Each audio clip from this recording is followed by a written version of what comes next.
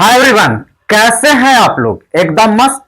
तो जल्दी से द ओनस भाई सत्यम सर को सब्सक्राइब कर लीजिए, क्योंकि फिजिक्स और मैथ के साथ साथ इस चैनल पे बायो और केमिस्ट्री का भी धमाल मचने वाला है। तो बिना टाइम बर्बाद किए हुए आज हम लोग क्वेश्चन जो कर रहे हैं वो 5 exercise 5.2 10th NCERT arithmetic progression का। तो चलिए अब हम लोग क्वेश्चन स्टार्ट कर लेते हैं। और हाँ, वीडियो के लास्ट तक देखिए, बहुत ही बेहतरीन ट्रिक के साथ मैं आपको पढ़ाने वाला हूं, मजा आ जाएगा, एकदम लास्ट तक बने रहिए। देखिए, तो यहां पे हम लोग क्वेश्चन नंबर फर्स्ट जो है ना, और प्रीवियस वीडियो में हम लोग कर लिए थे। आज जो क्वेश्चन हम लोग करेंगे बच्चों, वो क्वेश्चन नंबर 2, और 2 में जो कह रहा है कि choose the correct choice in the following and justify. और ये आपको ना एपी का फॉर्मेट दिया हुआ है।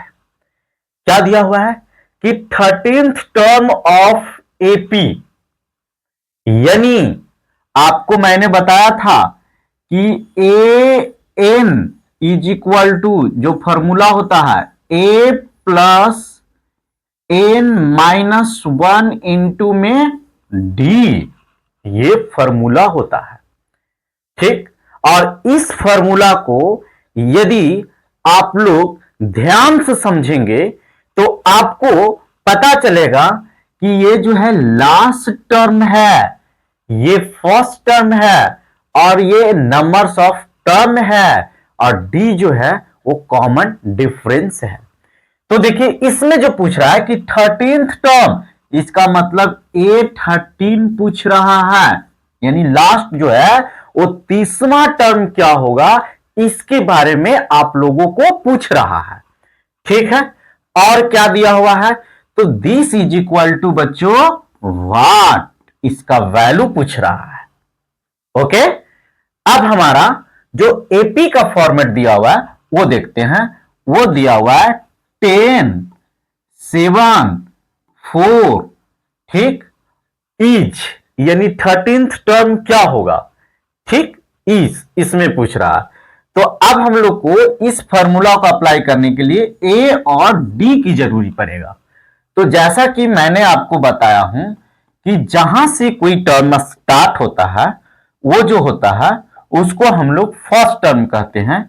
इसका मतलब इस क्वेश्चन में ए का वैल्यू जो हो गया वो हो गया 10। ए का वैल्यू कितना हो गया बच्चों? 10। क्यों? क्योंकि जब हम लोग एपी स्टार्ट करते हैं तो जो पहला जहां से लिखना शुरू करते हैं ना, उसको हम लोग बोलते हैं फर्स्ट टर्म। क्लियर? तो देखिए, ए इज इक्वल टू हो गया। इसका और डी निकालने के लिए बच्चों बहुत ही हम लोग इंटरेस्टिंग आइडिया जनरेट किए हैं कि इसको हम लोग कहेंगे A1, इसको हम लोग कह देंगे A2, और इसको हम लोग कह देंगे A3। तो ये ऑलरेडी एपीज में है, तो 2-3 गो डी निकालने की जरूरी नहीं है, इसको जस्टिफाई करने की जरूरी नहीं है, क्योंकि ये ऑलरेडी कह दिया है, बस सिर्फ डी पता करने की जरूरी है।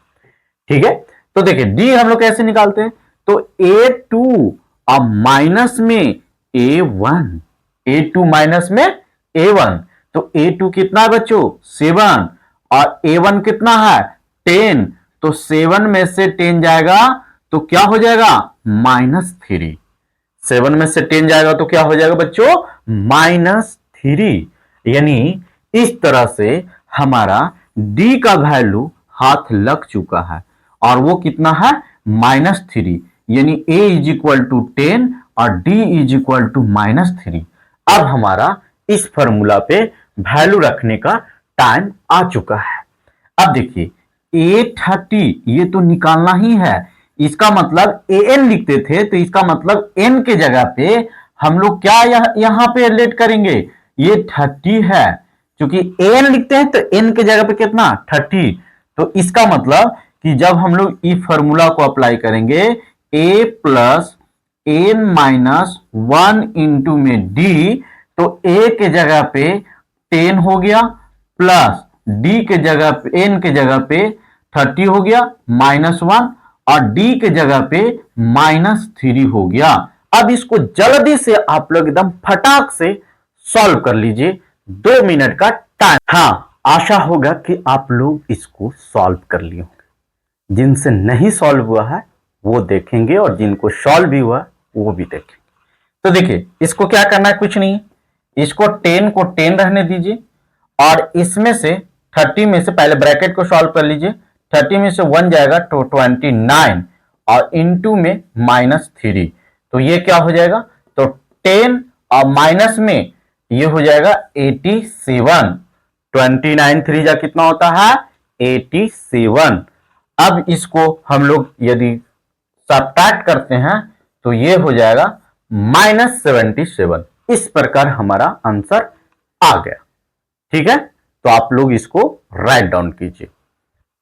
क्वेश्चन देखते हैं, और क्वेश्चन नंबर 2 का सेकेंड, इसमें कह रहा है 11th टर्म।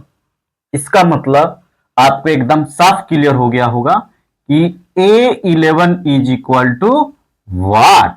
बहुत ही आराम से इसको मजे लेके सॉल्व करो, कुछ नहीं है, जैसे प्रीवियस क्वेश्चन को मैंने सॉल्व किया ना, ठीक उसी पैटर्न पर इसको सॉल्व करना है। देखिए, इसमें A11 आपको पूछ रहा है, तो इसका मतलब हम लोग वैल्यू लिखते चले हैं। A का वैल्यू कितना दिया है बच्चों, जैसा कि आपको पता है कि ये AP है, तो इसमें जो पहला जहां से स्टार्ट हुआ है उसको हम लोग A कंसीडर करते हैं। तो A इसमें कितना हो गया, -3। ठीक, D निकालने के लिए क्या करते हैं कि A2 और माइनस में A1 करते हैं। तो इसमें ये जो हो गया A1 हो गया, इसको हम लोग A2 कहते हैं और इसको A3 कहते हैं। तो A2 कितना है, -1/2, और ये माइनस इसका फॉर्मूला का और फिर इसका माइनस जो वैल्यू का, तो ये हो जाएगा -1/2 और प्लस में 3। ठीक है, क्योंकि ये ब्रैकेट निकालेंगे तो वो हो जाएगा आपका प्लस में। अब देखिए, ये 3 में से हाफ जाएगा तो ये हो जाएगा बच्चों 2 हाफ, और 2 हाफ को हम लोग लिखते हैं 5/2। 2 हाफ को हम लोग क्या लिखते हैं, 5/2।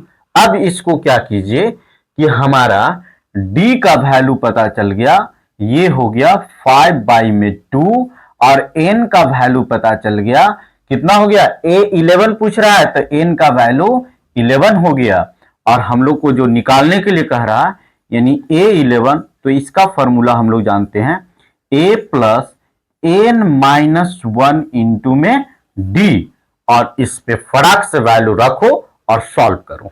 तो आशा है कि आप लोग एकदम इसको मजे से सॉल्व कर लिए होंगे।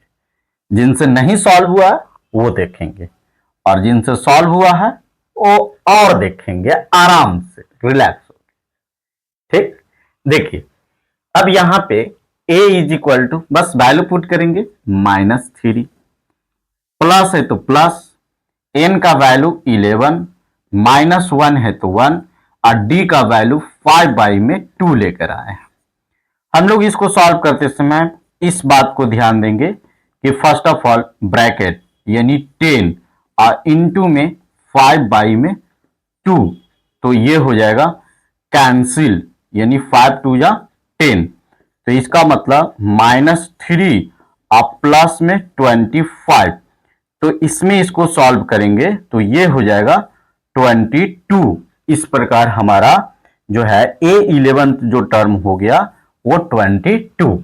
तो इस वीडियो में हम लोग क्वेश्चन नंबर 2 कवर किए। ठीक है, थैंक यू।